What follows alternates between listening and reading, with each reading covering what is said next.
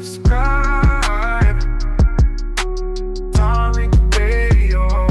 Like and subscribe. What's up, nicety girl? I see you down there. Let's get Creator in the building. Creator, Mr. Creator in the building. Creator, hop on. All right. Creator, I don't hear you. Tariq. Good, Creator. What's on your mind? And where you calling from? I'm calling from China. I'm schooling actually in China Oh, here, and I'm from Biafra. It's Nigeria though. oh, cool. I'm from Biafra. So how long you been out there in China? For a year plus. For a year plus. Yeah, just on a scholarship though. How are they On a scholarship. how are they treating you out there? Not bad, bruh. Good. Not bad. I'm not, I'm like in the um B tier. Like there is an A tier, B tier, C tier, D tier type of city. So I'm like in the B tier. Whereby people normally that they don't get used to seeing black folks, so they just take interest, and when they see me, they look at me and they try to take as much photos as they can. Okay, yeah, I heard they do that a lot out there. But yeah, I'm trying to get out there to Japan pretty soon. But thank you so much, brother. I appreciate you. Let's get Rachel in here. Miss Rachel. Miss Rachel, unmute your microphone, ma'am. All right. Waiting on Rachel to get it together. Okay. Miss Rachel, you good over there, dear? Or did you hit the button by mistake while we're waiting on Rachel to get it together?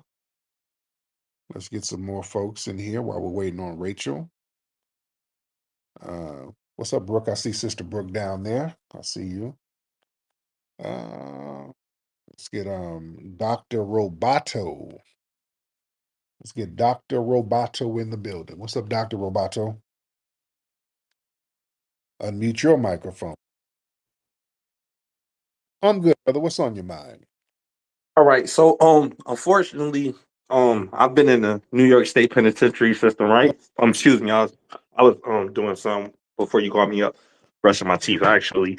So, I was actually in that prison before. I've been in a lot of prisons in New York State, but Marcy was one of them, and that's not nothing new. And I'm pretty sure you know that, like a lot of others know that goes on all the time, right? Where officers kill us Yeah. inside there to kill black people, right? They beat us up. They take away home privileges that are supposed to be our rights, where we can't even call home when they do beat us up.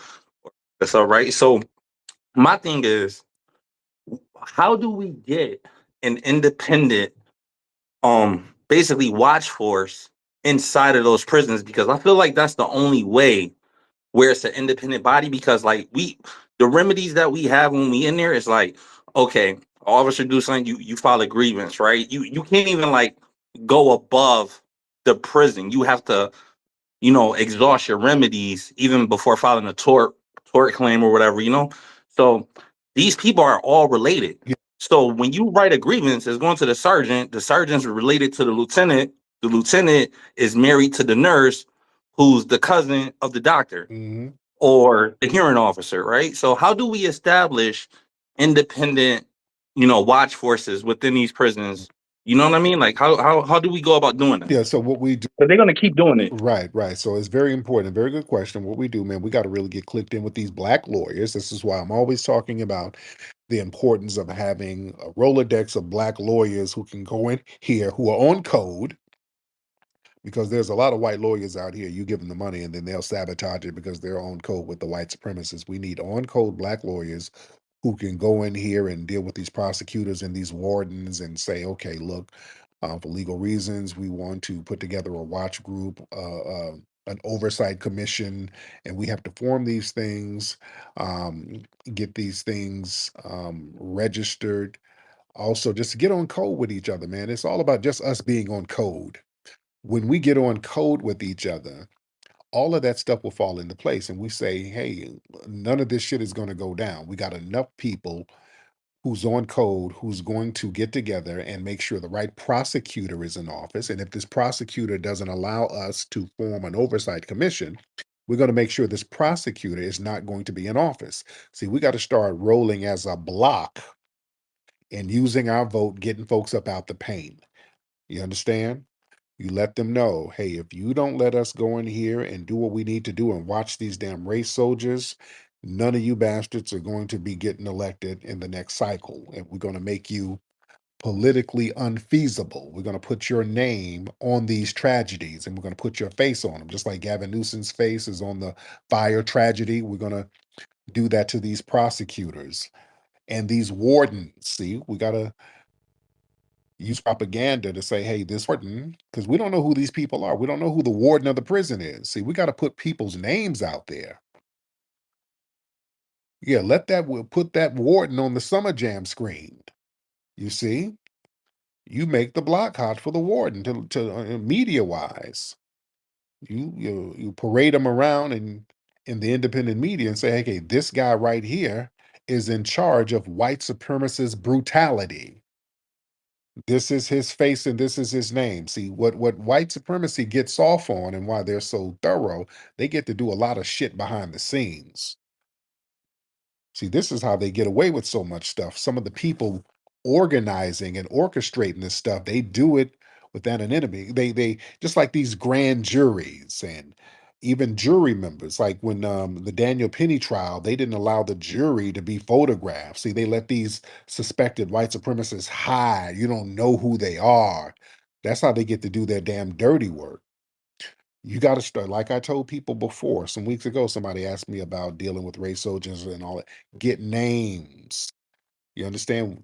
That's about 60% of it right there. Putting these people out there, putting their names and their faces out there, not letting them operate in secret behind closed doors like that. You see? So yeah, there's ways. It's all about getting codified, and we're doing that to a certain degree, which is good. All right. Let me see. Couple of more calls in here. How many people we got in here? Okay, we're in here deep as usual. I ain't gonna be here too long. Um, all right.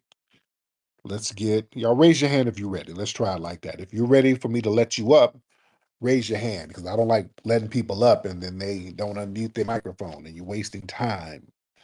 So if you're ready to speak right now, let me see some hands. If you are ready to speak right now, ladies and gentlemen, let me see them hands.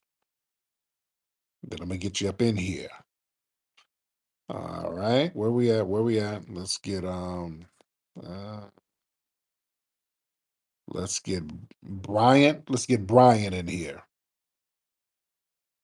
Let's get Brian in the building. Mr. Bryant, what's happening? How you doing, King? I'm good. How are you? Oh, I'm doing good. First, I want to say, man, that I am like me and you are on the same side. Like I'm a foundational Black American. I love my people. I put my people first. I want Black empowerment first and foremost. Um, the last time we spoke, I was very nervous because you like I've learned a lot from Mm. you. Uh, um, like you are instrumental on the path that I've took to like learn about myself Yes, sir. and and to like help my community. Mm. So I want to say thank you for that Appreciate first and foremost.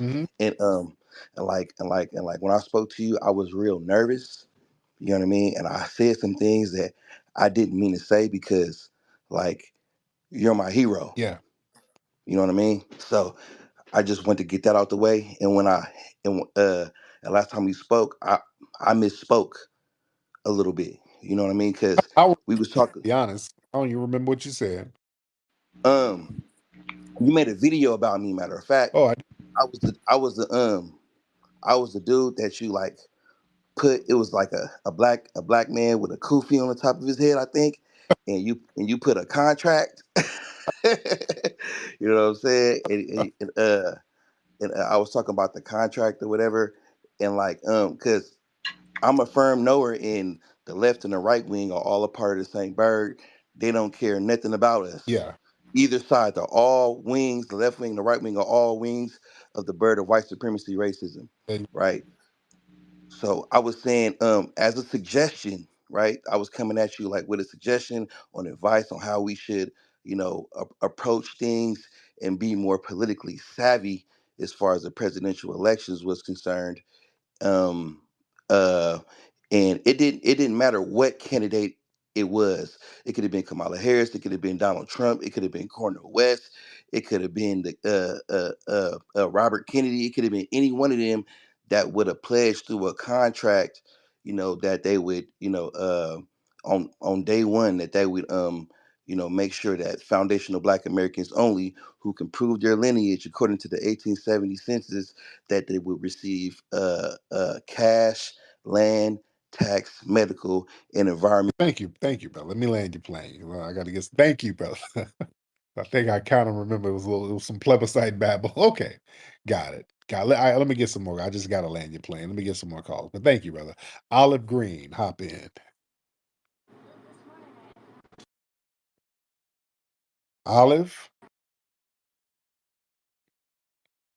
Olive, unmute your microphone, ma'am. All right. Well, let's get Asia. Hello. What's up, Asia? Hi, Mr. I'm Tariq. good. I've been trying to get onto your space. I'm not up usually this late.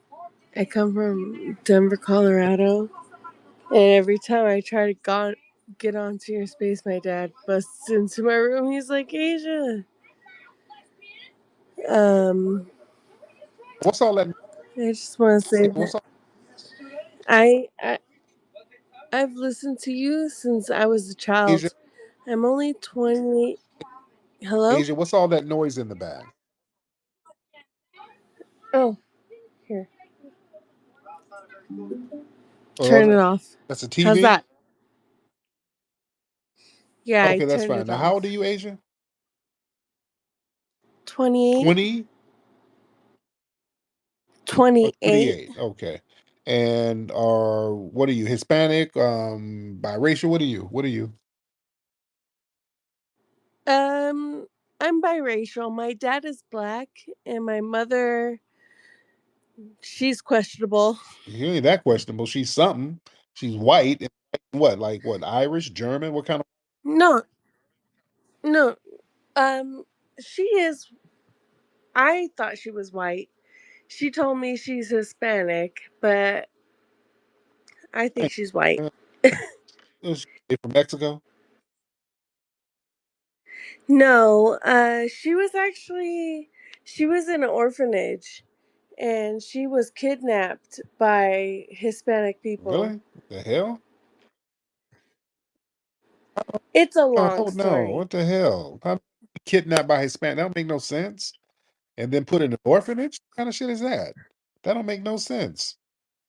No, no, no, no, no, no, no, no. You don't get kidnapped and put into an orphanage. Where's her people from? That don't make no damn sense whatsoever. So the story that I know of my mother, because she told me, and hold on, let me step into the room with my Yeah, mother. Give me 1 second, because I'm right here with my parents. Um, she was in an orphanage, and she was from the kidnapped. orphanage. Yes, she was. And when I was a kid, I told her, I said, "How come you're white and my dad is black?" And she didn't understand. She was like, "No, I'm not white. I'm Hispanic." Okay, that's and what? Where's your Hold mom? on, I gotta hear this. Papa. No, Mama. You can leave it. No, Papa. T-shirt. Give me the. I gotta. Yeah. Sorry, Papa. The hell they doing up this late? Right? What's dad talking? Where's mom? I gotta hear this. Here's Mom, mom. Miss Mom. Hi, I'm Tariq. good. How What's are your you name, doing? beloved? My name is Debbie Debbie Dorset. Dorset. Now yo. Yes, I follow you. My husband follows you. He's Oh, FBA. good. Now you, what's your background? You're Hispanic. I'm Hispanic. What's I am your daughter Hispanic. talking about? Um, What what happened? happened was my my mother and father that I was raised with, they were very young when Okay. I was born. They were 15, 16, 18 and 15 years old. My mother was raised in the orphanage here in Denver, Queen of Your Heaven mother, Orphanage. Um, mother was yeah, she was raised in an your orphanage. fiance. And when she got out of the orphanage, she got pregnant from my dad Okay. as a teenager. When I was born back then in 62, when I was born, because she was unwed and didn't have a home because she, ran away from the orphanage, when she was released to be from the hospital, she didn't get to come home with her baby. And it was my father's parents, my grandparents, who met my mother for the first time in the hospital and saw me. So they said they would bring her home, bring the baby home and her home, and make a family of it. So when she came home with no baby, they asked, "Did you sign papers?" No, I didn't sign papers. They took my baby. I took my baby. So she didn't know what to do. They had no knowledge of doing anything. My mom went to pay on the bill and was crying. I'm paying on a bill and I don't even have my baby. And the lady sympathized with her and turned the book around and said, "I need to step out and go to the restroom." She found out that she ran home to my grandma and said, I found Deborah. I found Deborah. They have her at Queen of Heaven Orphanage. I mean, oh God, now I'm getting all confused here. My mom was from Queen of Heaven Orphanage. They have her at Catholic Charities. And so she got a hold of her sister, my mother and her sister. They caught a cab to Catholic Charities. They asked the cab driver to wait. Now, this is my grandma, and I've lived this story my whole life. Went to Catholic Charities. According to my mom, she says, "I'll take the front row, you take the back row." So my mom went along the front row and she says, "I found her, I found her. Let's go." And she grabbed me. She said I had a diaper and a blanket, and they took off to the cab. The cab driver was sweating bullets. She went back to my grandma's house. "I have her, I got her, I got my baby back." And my grandma says, "Oh no, this isn't the right baby. The baby I'm in the hospital had a head full of hair. This baby has hair like Benjamin Franklin, only around the ears." "No, this is my baby. This is my baby." So I was always raised with my grandma telling me, "I don't want you to grow up to marry your brother. This is the story, la di da di da." My mom confirmed it. But me and my mom had a terrible relationship growing up. She didn't like me. And so I've always been curious about it. Well, when 23andMe and stuff started coming out, I needed to know. So I had one of my sons start looking us up. Everything on his dad's side's coming up, coming up. Everything on my side's not. There's no people there that I know. The only one that's coming up is my son because we both were tested. So we asked my dad, and my dad didn't want to do the DNA test. First he said yeah, and then when it came to it, he said, "No, I don't think that would be a good idea." He knew as well. So we waited for him to fall asleep. We swabbed him. We sent it in. He came Oh back wow. not my dad. I said, "Oh, now what are we going to do about finding out?" Because my mom was dead. So my sister, she's a half sister that I shared with my mom. We had her swabbed, and me and her come back not related. So it confirmed what my grandma said all my life that my mom took the wrong Wow. baby. So since then, we've been able to trace my birth father's side. That was pretty easy for my son to do, but they want nothing to do with me. There's a family member they're blocking everybody. Leave it alone, leave it alone, don't get in touch with them. Really weird.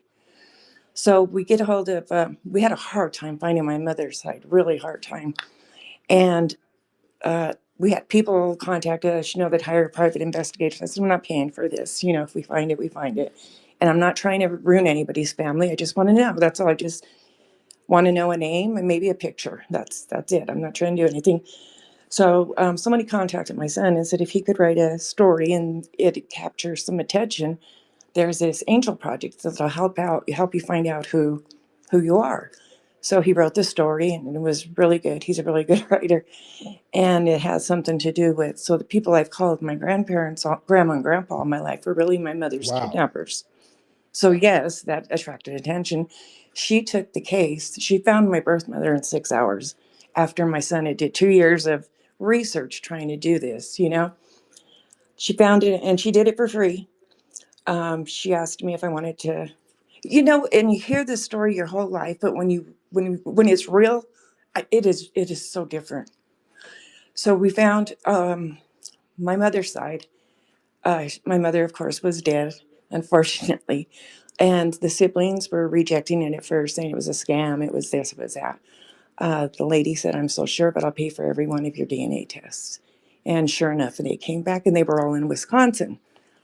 I guess my older brother went to the military there, and they all moved there. The funny thing is that we were raised in the same neighborhood this whole time, uh, down in my Hispanic neighborhood. We went to the same church. My family that raised me went to the same church as my birth mother and them were at. I mean, everything is just so connected right there. In the same school. And when we moved to Aurora, Colorado, they happened to be living in Aurora, Colorado at that time, which we didn't know. So I could have seen her so many times and just don't know about it. So anyway, finding out, we've been able to do my birth father's side really good. And his people are going back to the New Mexico, Colorado area as far back as we could go, which is forever. Now, on my mother's side, we found out that her father is Hispanic and the mother God, is white. So the mother's side is half white and Hispanic, and my father's side is totally, well, it's from here, I guess, when it was Mexico God. or whatever. Okay, all right. Thank you. Let me So land your plane. Got it. Well, that's a long. That's a deep ass story. That's all over the place. Thank you, dear. Thank you so much, man. Yeah, that was complicated. Okay, I see what the daughter was saying. That's all over the place. All right, man. But that's a very tragic story, though. Took the wrong baby. Oh man, that's horrible. That's horrible. So sympathies goes out to the family. Let me see. Let's get cash out building. Let's get cash out. Mr. Cash out in the building. Cash out where you at, fam? Cash out. Where you at? Where you at? All right. All right, let's try head and shoulders. Head and shoulders in the building. All right. Head and shoulders, hop in. Hey, Tariq, it's Nick from Chicago by way of Houston. What's going on, man? How are you, brother? Doing pretty good. I apologize in advance if you hear some sound in the background. That's my rabbit rummaging around. Okay, cool. How long you had your rabbit? About 2.5 years. Okay. All right, so what's on your mind? Yeah, so the space that you had yesterday, when you were asking about why some white supremacists do not like us delineated. Yeah, And so to get on that, I think it's really because they can't use any of the tethers as a blackface because right. it's harder to have uh like a black person because they'll step out. Like for example, Sexy Red recently said something about, and it's funny because how we do stuff, we kind of do it indirectly, but it's like the head nod we all understand. She literally said, she was like, I feel like they just picked up a random uh uh black girl from the hood and just posted her up with no talent or something along those lines. So she realizes that she's used as an agent out Mhm. there, and she kind of acknowledged it. That's usually what happens with our and somebody else that's just doing performative stuff. They'll eventually kind of break character and sometimes turn their back on the system that was propping them up. Right. A lot of folks will do that, especially if they're from our lineage. Thank you for the call.